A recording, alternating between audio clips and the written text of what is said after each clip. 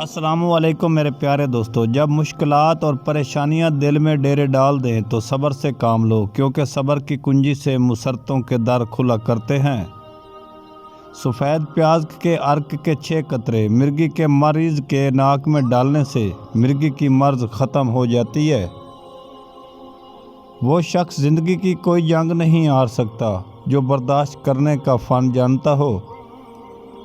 شیخ Saadi نے فرمایا، میں 2 بندوں کو پوری زندگی تلاش کرنے میں ناکام رہا، ایک وہ جس نے اللہ کے نام پہ دیا ہو اور وہ غریب ہو گیا ہو، اور دوسرا وہ جس نے ظلم کیا ہو، اللہ کی پکڑ سے بچ گیا ہو۔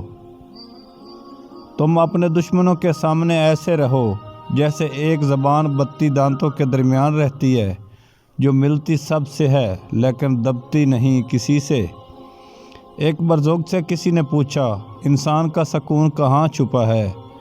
غفلت ہو جائے تو مسجد میں، غلطی ہو جائے تو توبہ میں۔ اگر انتوں کی سوزش ہو، سیب 2 عدد اور کھیرا 2 عدد، دھنیا کے چند پتے، مٹھی بھر پالک، لیموں 1 عدد، ادرک 1 عدد، ان تمام اجزاء کا ملک شیک بنا کر پی لو۔ بابا جی فرماتے ہیں، اگر آپ کی بحث بدتمیز شخص سے ہو تو ہار مان لینی چاہیے، کیونکہ آپ کی آواز کتنی ہی دمدار ہو، آپ ایک اچھے کتے سے نہیں بھونک سکتے۔ معدے میں جلن ہو تو کھجور دودھ میں ڈال کر پی لو، جلن فوری ختم ہو جائے گی۔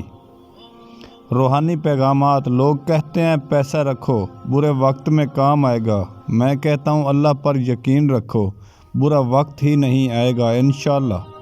اگر کسی کو حج پر جانے کی طلب ہو اور کوئی وسیلہ نہ ہو تو روزانہ 21 مرتبہ سورۃ فاتحہ کی آیت 27 کا ورد حصول مقصد کریں۔ اس طرح لوگ جنازے کی چارپائی کو کندھا دینا افضل سمجھتے ہیں، اگر اسی طرح زندہ لوگوں کو سہارا دینا افضل سمجھیں تو زندگی کتنی آسان ہو جائے گی۔